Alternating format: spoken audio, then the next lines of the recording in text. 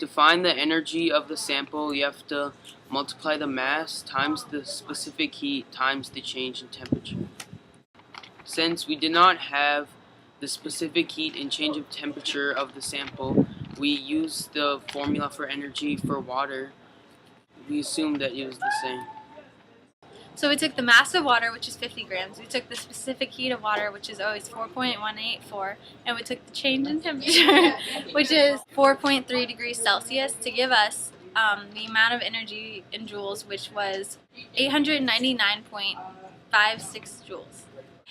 Next, we're going to convert from joules to calories, but not the kind of calories that you see on your food label packages. But the calories we're converting to, what we're going to do is we're going to take our 899.56 joules and we're going to divide it by 4.184. And when we do that, we end up with 215 calories. Now, to get to the calories that you see on your food labels, what we're going to do is we're going to divide by 1,000, which gives us 0.215 calories.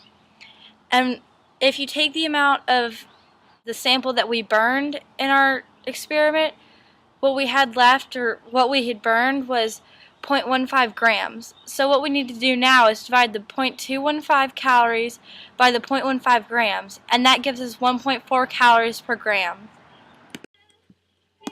So for the materials we used, we had a ring stand, a clamp, a ring holder, one string rod. We used a lighter, cold water, temperature probe, sample holder, aluminum foil. And for the foods that we sampled, well, to test, to light on fire, we used pieces of a granola bar. The protein was macadamia nuts, almond, cashew, and pecans. The fruit was banana chips and coconut, and the sugar was marshmallow. So, as Sam explained the materials needed for the calorimetry experiment, I'm going to explain the procedure for it, And so basically, we get the little thermometer temperature probe thing, as you needed us to, and we turn it on, and we put the thermometer part, into the can of water and recorded the initial temperature of the water. And then we would get our food sample, and which we got the marshmallow.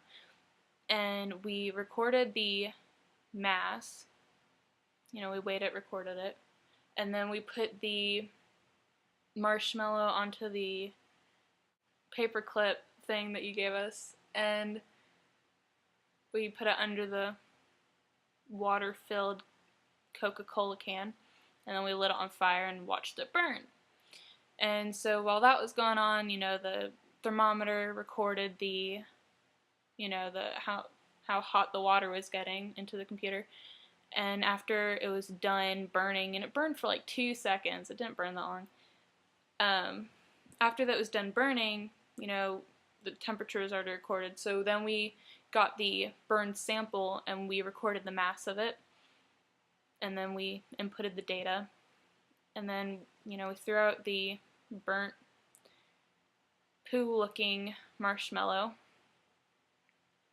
And we poured out the water from the can. We didn't need that anymore because we already recorded the temperature.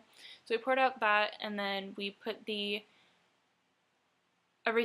all the materials that were needed for the experiment back to the way it was when we walked into class. And we only had to do it once, so we just did it, and that was that.